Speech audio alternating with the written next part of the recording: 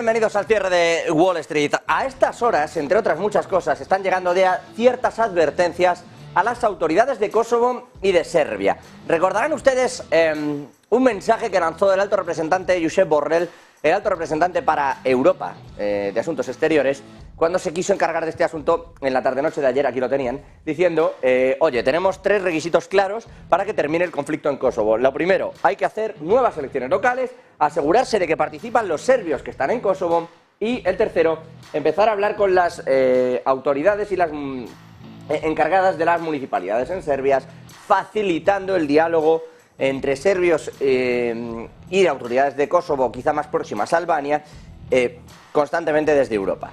Esto dijo anoche. Hoy ya la advertencia es otra. Dice que o se pone fin al conflicto o se van a tener que atener a las consecuencias.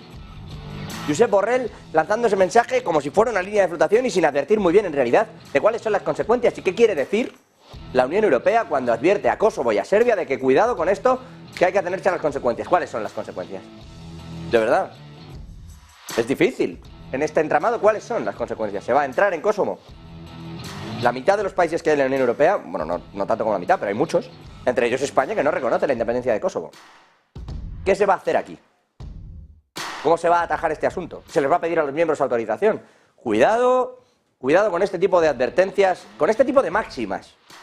Porque cuando uno se mete en cosas que son blancas o negras, normalmente sale mal.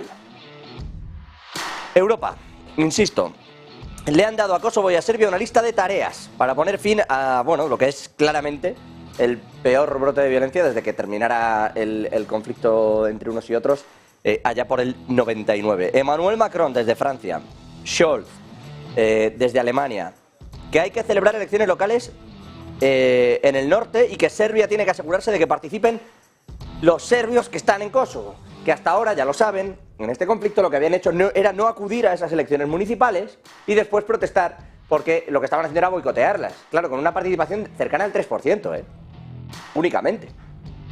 Porque ha caído mucho y porque se ha saboteado la propia participación también, no solo es que no votaran.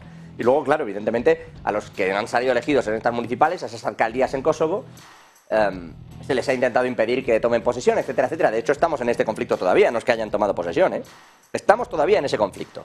Y hay muchos, incluso militares, que se niegan a... Que hay una imagen bastante peculiar, entregando los escudos en el suelo, porque se niegan, muchos de los soldados, a chocar con los serbios. Cuidado que el problema no va a ser tan sencillo. El caso es que Scholz, Macron, Borrell, todos diciendo que hay que replantear de nuevo y repetir las elecciones y que es la única forma, salir de ahí con diálogo. Dice Borrell, insisto, que no hacerlo va a tener graves consecuencias para nuestras relaciones. No sé si lo mejor es amenazar. Por cierto, otros que están chocando en el día de hoy son Europa y Reino Unido. Bueno, o Reino Unido y Europa, si lo prefieren, porque esto se veía venir, era de cajón. Por fin se cierra el Brexit y entonces empiezan a implementarse todas las cuestiones que tienen que ver con el Brexit. A saber, los intercambios comerciales y de bienes ahora tienen una serie de aduanas a menos que cumplan una serie de requisitos. Y aquí viene uno de los mayores problemas, sector automovilístico. Europa, por ley, si más del 10% de las piezas no están fabricadas en Europa, no te cobran unos aranceles al entrar. Pero es que Reino Unido hace lo mismo. Total, que ahora hay un problemón de cuidado, para cruzar entre un lado y otro. ¿Por qué? Porque la mayor parte de los automóviles no tienen ese 10% de piezas fabricadas en uno u otro lado, en uno o en otro, pero a la vez, que el 20% del vehículo esté o allí o aquí, entre uno y otro, eso es muy complejo.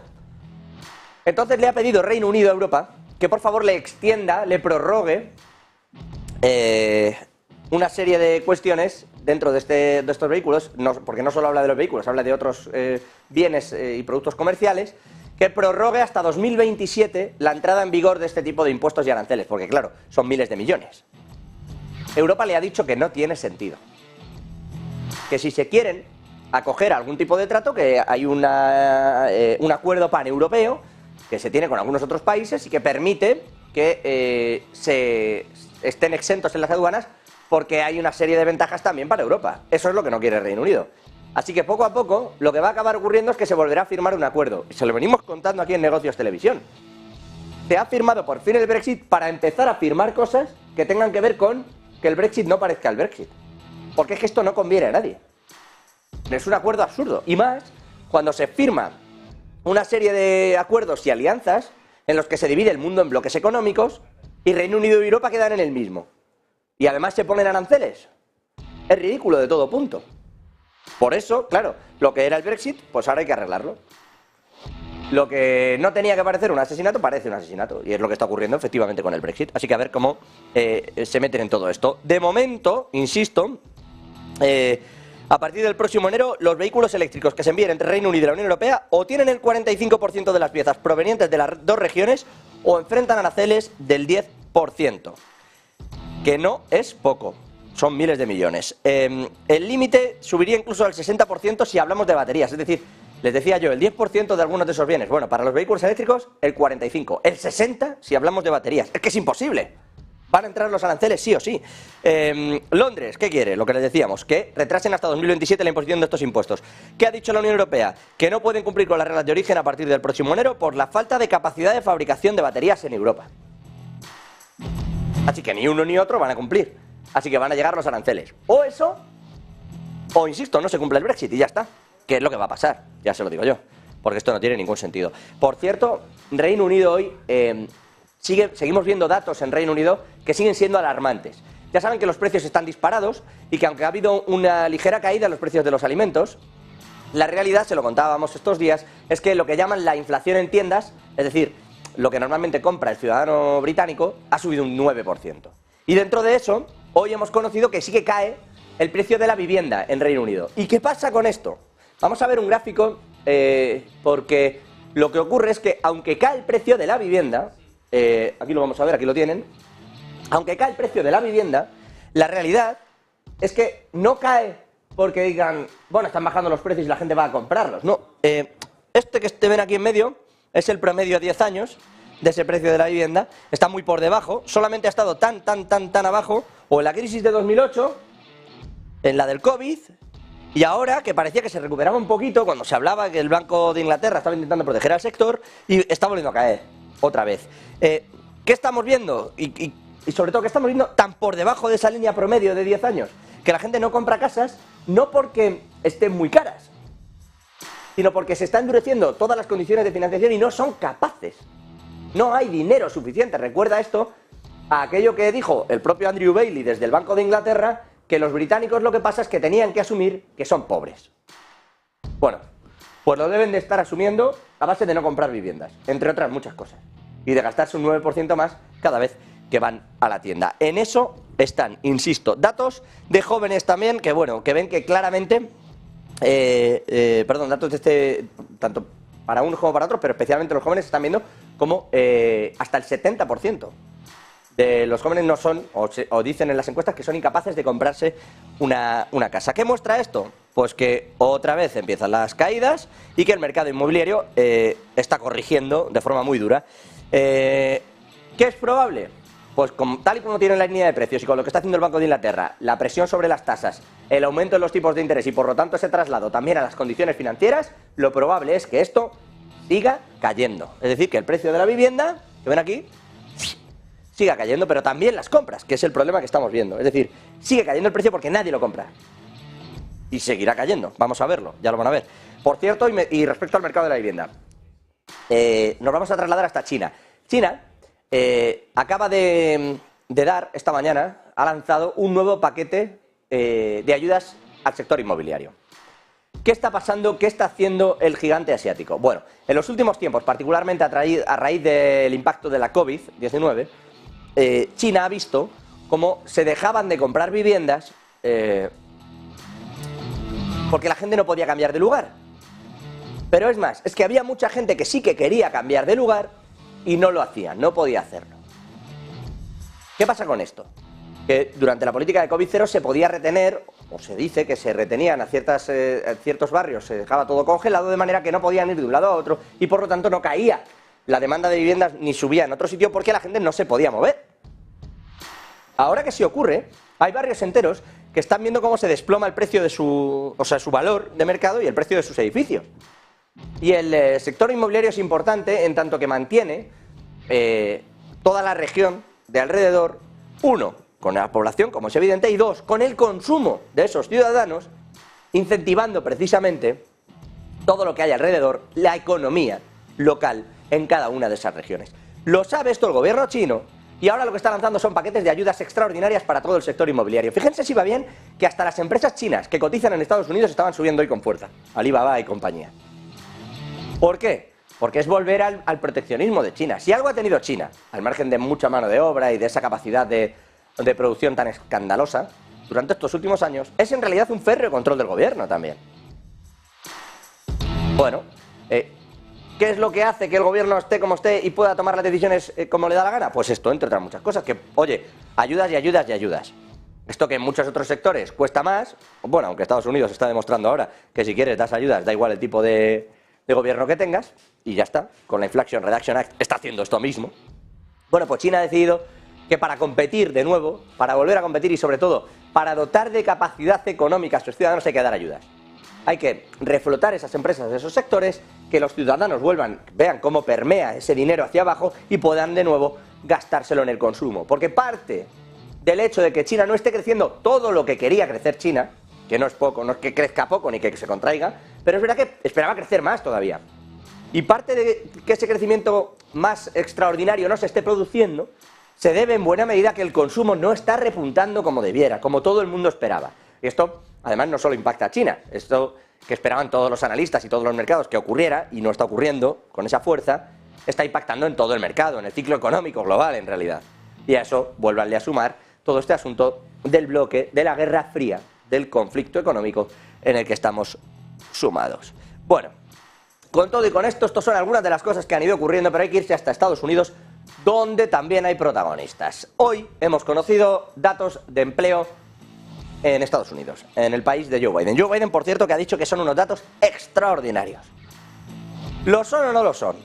Porque hay una disparidad importante. Cuidado. Una cosa es si le preguntas a las empresas qué tal va, y otra cosa es si le preguntas a los trabajadores, a los ciudadanos norteamericanos, más que a los trabajadores, si les preguntas si tienen trabajo. Porque, Javier del Valle, muy buenas noches. El tema es que las dos cosas son verdad, las dos cosas, es decir, hay paro y a la vez hay mucho trabajo, porque la gente tiene varios empleos. ¿Qué es lo que está produciéndose? Porque hay una dicotomía extrañísima en el dato del paro. Cuéntanos ese dato. ¿Qué está ocurriendo ahí, Javi? Buenas noches.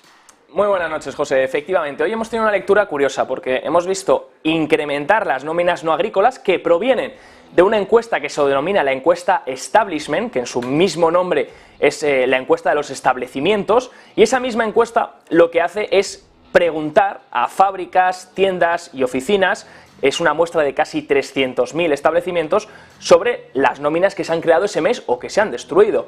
Ahí se obtiene el dato de Establishment, que sería, por ejemplo, las columnas verdes que estamos viendo en este gráfico. Por otro lado, existe otra encuesta que se denomina la encuesta Household. La encuesta Household hace referencia a los hogares, como bien indica su nombre, y se toma como referencia una muestra de hasta 60.000 hogares elegidos para representar a la población estadounidense. Aquí salen los trabajos que tienen las familias, por lo que no contarían doble ni se contarían a varios integrantes de las casas muchas veces. Por otro lado, tampoco, aquí salen también en la household, pero no salen en el establishment, los trabajadores que trabajan por cuenta propia. Por ejemplo, si preguntan a las empresas cuántas nóminas se han creado, por supuesto, los trabajadores que están trabajando o iniciándose en la práctica de trabajo propio no cuentan, porque no están en una empresa. Entonces eso lo valoraría la encuesta household.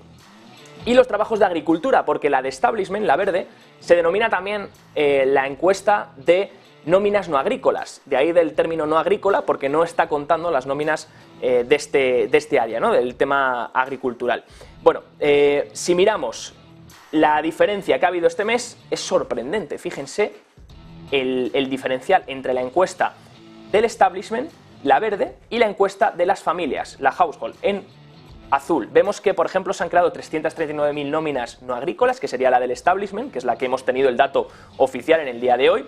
Justamente un dato en el que se esperaba que bajasen hasta 190.000, la columna verde saliese en 190.000 nóminas, y el dato del mes pasado salió en 253.000, pero se ha revisado al alza. Se ha revisado al alza hasta 294.000 nóminas, o sea que más nóminas de las esperadas el mes pasado, no agrícolas, y muchas nóminas creadas este mes, este último mes, por la Establishment. Mientras que la encuesta Household, la encuesta de los hogares, la azul, está mostrando una pérdida de una destrucción este mes de más de 300.000 nóminas. ¿Por qué está pasando esto? Bueno, puede ser que a lo mejor la encuesta de los hogares refleje pérdidas de trabajadores por cuenta ajena.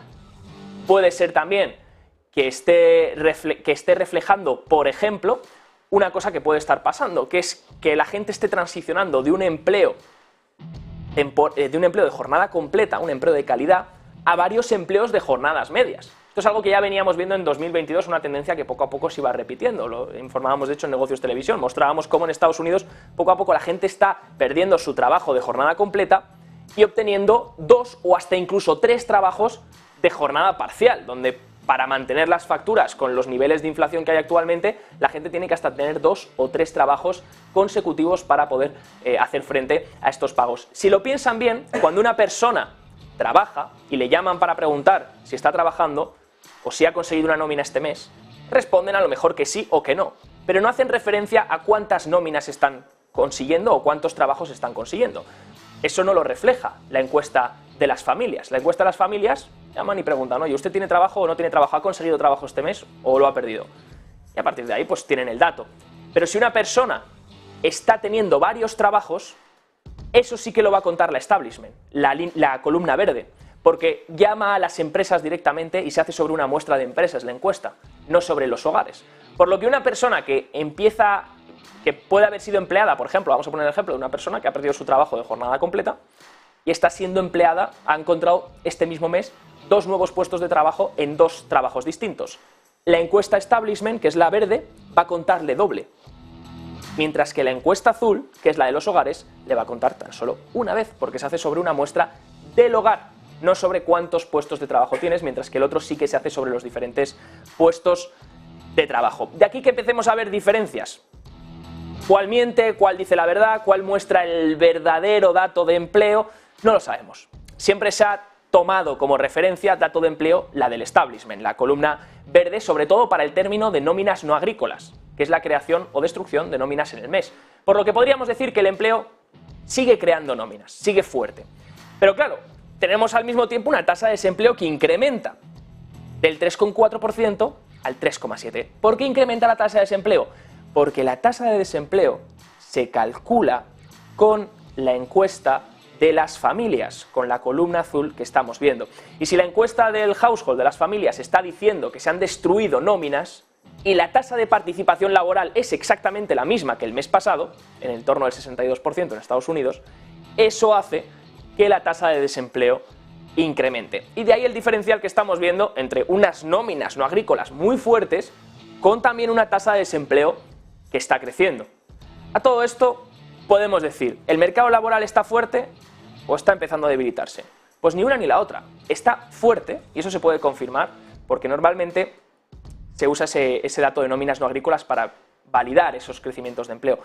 Pero también porque estamos viendo en últimos datos, otros datos que se calculan de otra forma, como por ejemplo las vacantes de empleo volvieron a rebotar por encima de los 10 millones, las peticiones iniciales de desempleo no terminan de dispararse, sí que se han elevado con respecto a los últimos meses, pero no terminan de dispararse, y ahora las nóminas no agrícolas salen por encima de lo esperado. Sí que hay una resiliencia del mercado laboral estadounidense, pero estamos empezando a ver los primeros síntomas de debilidad y de una encuesta de las familias que muestra eso. Una debilidad en el empleo. Espera, Javi, no me cambies de tema porque te quiero preguntar. Sí, porque las veces que has hilado fino, por ejemplo con las JOLTS, con esas peticiones de desempleo, le has terminado clavando el dato para arriba, para abajo. Esto que vemos aquí, o en concreto este de aquí, que sería el dato último, resulta muy llamativo, en tanto que todo esto son trabajitos. Se entiende que esto no debe ser tanto, porque si la gente tiene 3, 2 o lo que sea, pues habría que bajarlo un poco. Pero claro, es tan llamativo. Entonces fíjense que la caída en el diferencial es, en cuanto a la diferencia, la más gorda desde antes de 2021. Es decir, desde el COVID no había una diferencia tan gorda entre lo que son los puestos de trabajo, porque aquí, que ven ustedes la barra azul más abajo, la realidad es que la verde no sube tanto. Es decir, no hay una diferencia tan grande en el este. Así que te pregunto directamente, Javi, esto que vemos aquí, esa barra azul, ¿es el paro y son las nóminas destruidas que vamos a ver en realidad el mes que viene? Podría ser un adelanto de lo que podría acabar pasando en el empleo de Estados Unidos. Por supuesto, nadie tiene los números. El BLS tiene esas dos formas de calcular y hemos tenido ya divergencias importantes. José, es importante recalcar que en 2022 también hubo divergencias, fíjense, de hecho, esas divergencias en 2022 de varios meses, incluso llegó a haber hasta un diferencial superior a 2,5 millones de empleos creados entre una encuesta y la otra. Una encuesta decía que se habían creado unos 2,5 millones más de trabajos de los que realmente decía la otra encuesta. Y luego finalmente se arregló con un ajuste estacional. Por lo que desde el COVID, de hecho, viene habiendo bastantes divergencias entre estas dos encuestas. Es difícil también para el BLS encontrar un cálculo correcto. Viene luego con ajustes estacionales importantes, pero lo que está claro es una cosa, es el empleo en Estados Unidos a día de hoy situándose una tasa de desempleo por debajo del 4%. Y con el resto de indicadores que hemos visto podemos decir que se encuentra resiliente. Ahora bien, ya hay signos de que posiblemente empecemos a ver debilidad en los próximos meses. Signos como estamos viendo unas peticiones iniciales de desempleo que poco a poco incrementan, estamos viendo una contratación que también podría venirse abajo, las vacantes de empleo, aunque hayan rebotado este mes, la tendencia está siendo a la baja en los últimos meses, lo que pasa que va a ir más lento, este debilitamiento va a ir mucho más lento de lo que la gente estaba estimando, de lo que yo mismo estaba estimando, en cuanto al empleo estadounidense. José. Vale, bueno, pues hasta aquí algunos de los datos. Yo me voy quedando un poco como se quedaba aquella frase que le atribuyen a Churchill, la de solo me fío de las estadísticas que yo manipulo. Pues esto es más o menos. Lo digo porque esta estadística de paro en Estados Unidos es rara, pero es que si ven la de España es para morirse.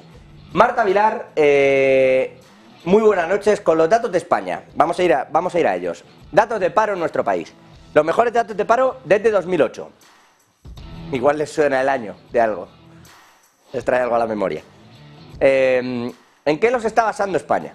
¿Por qué son los mejores datos? ¿Y hasta qué puntos son verdad? Bueno, vamos con el desglose de los datos y luego lo analizamos, porque la realidad de esos datos de paro en nuestro país es que están muy maquillados. Y me van a decir, ¿es que le echas la culpa al gobierno? Bueno, a este y a todos. Este se ha sacado de la manga lo de los fijos discontinuos, que es un contrato de 1985. Sí. Pero lo de que esa gente ya no contabilice como parado es lo que distorsiona una estadística también. Las dos cosas son verdad. Que esto no lo ha inventado el Partido Socialista, que el Partido Popular decidió que quitaba a los que estaban estudiando algún curso, ya no eran parados. O sea, tú te apuntabas al paro, te daban un curso de lo que fuere, aunque no te tocara de lo tuyo, pero algunos había que hacerlos obligatoriamente, y una vez entrabas en el curso ya no eras un parado. Claro. Pues, ¿por qué? Pues porque mejora las cifras. Porque es lo que mejor nos viene. ¿Cómo quitamos parados? Pues haciendo que no cuenten como parados, más allá de si trabajan o no. Y eso también está pasando aquí. Es verdad que luego tiene su parte positiva. Vamos con el análisis de los datos. ¿Qué pasa con el desempleo en España? Marta Vilar, muy buenas noches, cuéntanos. Muy buenas, hoy hemos conocido desde luego datos de paro, ya no solo en Estados Unidos, también en España, y ojo porque hemos alcanzado un hito laboral, 3 meses creando más de 200.000 nuevos puestos de trabajo, también con una afiliación a la Seguridad Social que se acerca ya casi a los 21 millones de españoles. La hostelería también, en el día de hoy hemos conocido que ha hecho de palanca en el mercado laboral nacional en la previa al inicio de la campaña de verano, que ya saben que, pues laboralmente es uno de los periodos más fructíferos de cara al empleo en España. Los servicios explican que se ha incorporado también a las listas oficiales más de 260.000 empleados, responsables del 45% de los puestos creados en el trimestre y también del 39% creados en mayo. Transporte, cultura y ocio también contribuyen a una mejoría de las listas oficiales. Bueno, esta es una de las noticias del día, el desempleo en nuestro país, que efectivamente se encamina hacia una época de bonanza, que es el verano, donde las contrataciones se disparan, y donde las que no estuvieran disparadas ya vienen de gente que ha estado en el paro 6 meses diciendo que era un fijo discontinuo. El problema en realidad de esta estadística no es que esté ni bien ni mal, simplemente que no nos permite contar bien qué es lo que está pasando.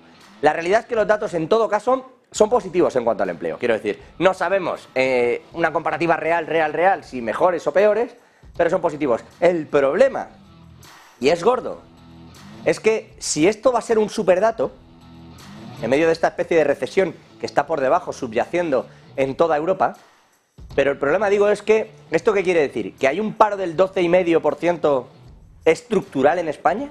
¿El 12% de un país es paro estructural? ¿Se puede considerar que entonces España su mejor dato va a ser este? ¿El pleno empleo de España es un 12% de paro?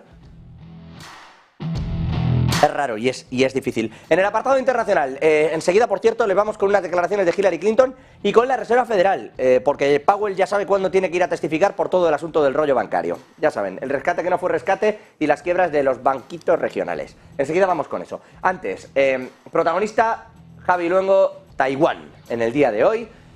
Porque Estados Unidos sigue RQR con el asunto, porque China evidentemente sigue con su política de una sola China y porque ha salido a mediar Francia a decir que no conviene ahora mismo abrir este conflicto y que es ridículo. Javier Luengo, exactamente puntos de cada uno y qué ha ocurrido hoy con Taiwán como protagonista.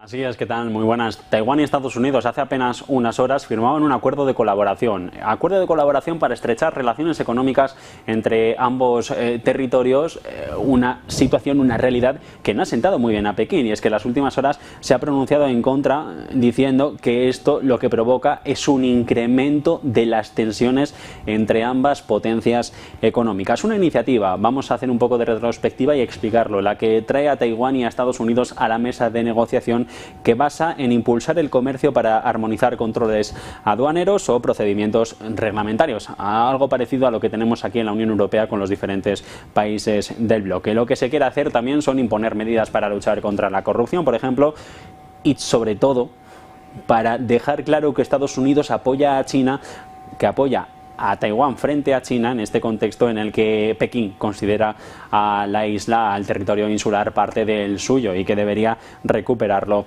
algún día. Washington y Taipei no tienen relaciones diplomáticas a las claras, solo se basan a través del Instituto Estadounidense de Taiwán, que de facto es la embajada de Washington en la isla. Un contexto de crisis en la que también hemos conocido, lo hemos contado aquí en Negocios Televisión, que el director de la CIA, de la inteligencia estadounidense, según Financial Times, ha viajado en los últimos tiempos a Pekín con el objetivo de destensar esas relaciones bilaterales, sobre todo por la crisis de Taiwán, que dice puede ser el detonante de una tercera guerra mundial. Taiwán es un escenario hoy clave, por esta parte de Estados Unidos, estas negociaciones entre la isla y Washington, pero por la otra, porque Francia se ha pronunciado en las últimas horas y Logan Bill, que es el enviado de París a Washington para tratar de rebajar o hacer de mediador en este tipo de situaciones, ha comentado que quizás es el momento de que Occidente admita que el statu quo de la isla es lo mejor que se puede conseguir.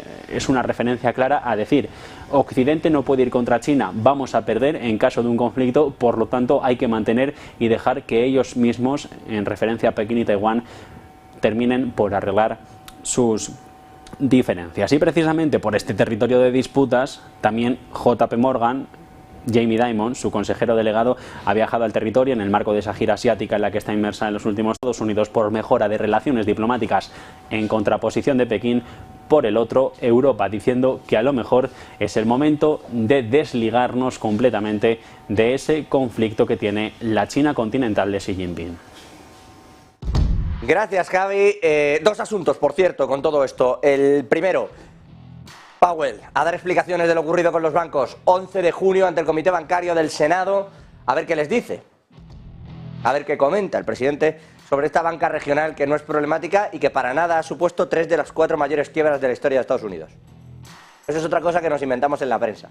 Él ha vivido otra realidad paralela en la que la banca regional pequeña y para nada, aunque él mismo dijera a la hora de rescatarla que era too big to fail, es decir, demasiado grande para caer, y él mismo dijera que era sistémico el riesgo que corrían, eran bancos regionales, ¿vale? Y va a ir a explicarlo al Senado el 11 de junio. El 22 y el 23, por cierto, ante el Senado y ante la Cámara de Representantes, explicará también la política monetaria en líneas generales de la propia Reserva Federal. Ya que estamos con declaraciones, Hillary Clinton, protagonista, llevaba mucho sin decir nada y a Hillary Clinton no le gusta desaparecer de las tramas políticas en su país, así que se ha referido a lo que está ocurriendo en Ucrania y lo ha hecho diciendo que Ucrania va a ser clave para determinar el tipo de orden mundial que vamos a construir en el futuro. En concreto ha dicho que es la clave para establecer el orden mundial en un acto por el 50 aniversario de la CIDOB, aquí en Barcelona. Y en esa conferencia ha dicho también que la respuesta de Ucrania ha lanzado un mensaje también a China. Dice que está convencida de que lo que está haciendo la política exterior norteamericana impulsando junto a la OTAN y los aliados de Europa a Ucrania va a repercutir en que China se va a replantear también su política exterior. Es decir, Hillary Clinton recoge el guante que tantas veces lanza Biden y que ayer incluso les decíamos, en el que se compara la resistencia de Ucrania y la guerra entre Rusia y Ucrania con la necesidad de repeler a China como agente económico mundial. Ese es el nivel intelectual que estamos alcanzando. Que comparamos la guerra con lo económico e intentamos meterlo todo en la misma centrifugadora y hacerle creer a todo el mundo que es el mismo problema, cuando el problema real con China se llama Estados Unidos y la dependencia económica que podamos tener terceros países. Esa es la realidad. Ahora, ¿que hay que replanteárselo entero? Bueno, pues me van a permitir que sea absolutamente aséptico. Depende de lo que a cada uno económicamente le viniera bien. ¿Se entiende? En esto estamos y a esto estamos jugando. Hillary Clinton en Barcelona. Lo que ocurra en Ucrania, clave para replantearnos el orden mundial. Y su siguiente frase, China está replanteando con todo esto su política exterior. En fin, con todo y con esto, noticia del día para cerrar este bloque. También en España, escandalazo en el mundo de las criptodivisas, con lo que puede ser una de las mayores estafas en nuestro país con este asunto de las criptos. Vamos a ver si nos enteramos bien. Sergio Fernández tiene todas las claves de lo que ha ocurrido y además, cuidado porque creo que el lunes tendrá también aquí en Criptonegocios, en Negocios Televisión, a los protagonistas de esta presunta estafa y a los presuntamente estafados.